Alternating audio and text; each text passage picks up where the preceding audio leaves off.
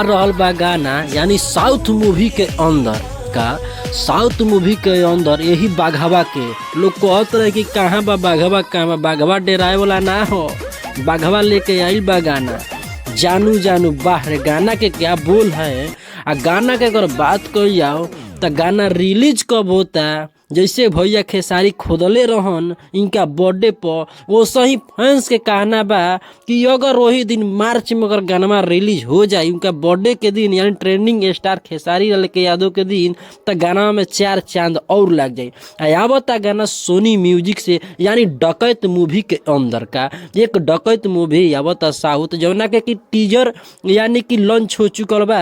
वही गाना के ओकर गाना का भी तैयारी चलता, तो यही गाना के फिल्म के अंदर ई मूवी आवता, बहुत जल्द आवता मूवी। तो मूवी के यानी ये गाना के देखे कि मार्च में ही गाना रिलीज होता, आज ही गाना के रिकॉर्ड कल जाता का, आज ही ये गाना के रिकॉर्ड कल जाता यही डकैत मूवी के अंदर। ये डकैत मूवी के अंदर ही गाना रही, सब कोई गाना का प्यार और आशीर्वाद दी सोनी म्यूजिक से का, सोनी म्यूजिक यानी कि मेन आईडी से सोनी म्यूजिक इंडिया से ई गाना पावर स्टार यानी हमनी के बाघवा के गाना आ रहल बा।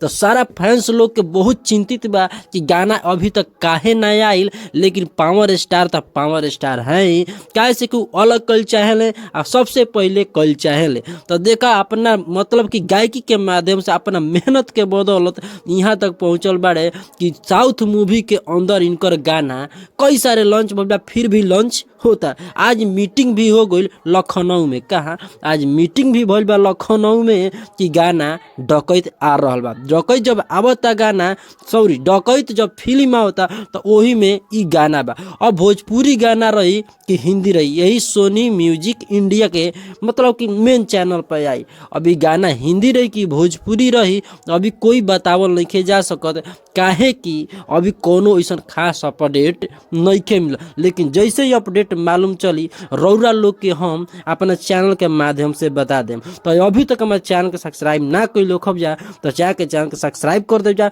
बेल आइकन घंटी दबा के एक्सप्रेस कर दे, कमेंट के माध्यम से बताई जा कि ई टीजर यानी पोस्टर ही कैसन लागल पावर स्टार यानी हमनी के बाघवा के। तो जय हो भोजपुरिया समाज राज करत रह। तो देखो भैया ये खेसारी लाल यानी कि पूरा खेसारी लाल के बर्थडे के दिन, खेसारी लाल का अगर बर्थडे के दिन गाना लॉन्च हो जाता तो खेसारी लाल समझ लीजिए क्या करेंगे या क्या नहीं, लेकिन कोई कहल नहीं जा सकत।